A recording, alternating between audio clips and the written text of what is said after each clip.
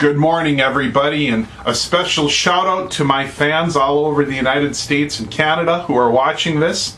My name is Pastor Jeff Gross, and I'm at Living Lord Lutheran Church out here in East Manatee, Florida, on a beautiful day. That's actually going to be quite warm, unseasonably warm for us, but Thanksgiving is in the air, and I can practically smell the turkey, and I know you can as well.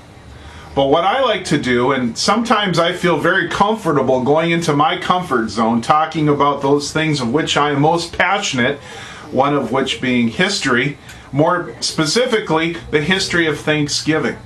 And I just wanted to give you a few little fun facts that you might want to take with you to the table, if you're looking for some conversation pieces, that is.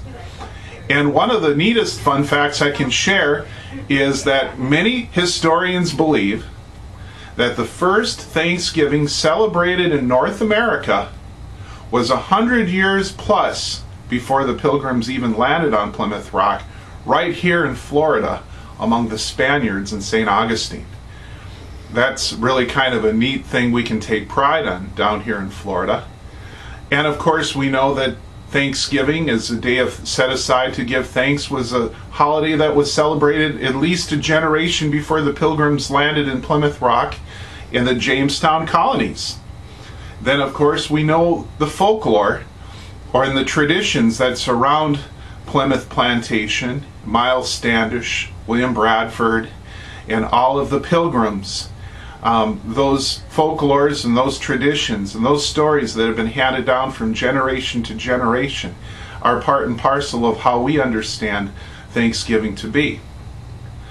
You might not know, or maybe you do, that it was in 1863 when Abraham Lincoln decided that a day should be set aside to give thanks.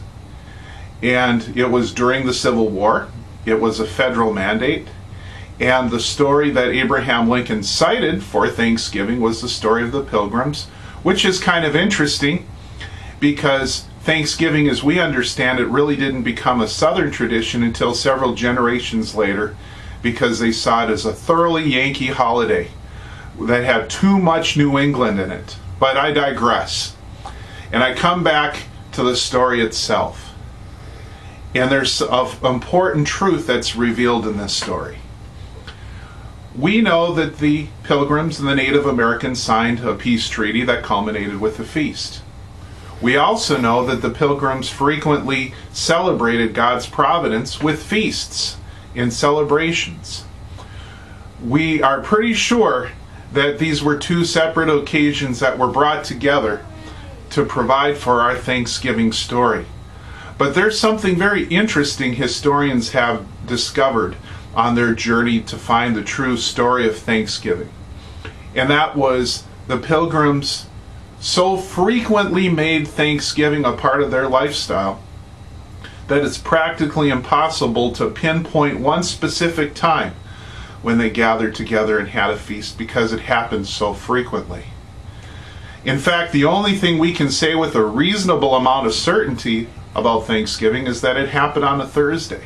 And the reason why we know it happened on a Thursday is because Thursday was the weekly day set aside to give thanks. And in other words, when the Pilgrims celebrated Thanksgiving, it was not an annual event, it was a weekly event. What does that say to us?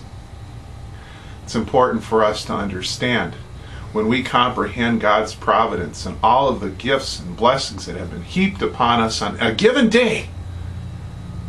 Why is it that we take just one day a year to say thank you?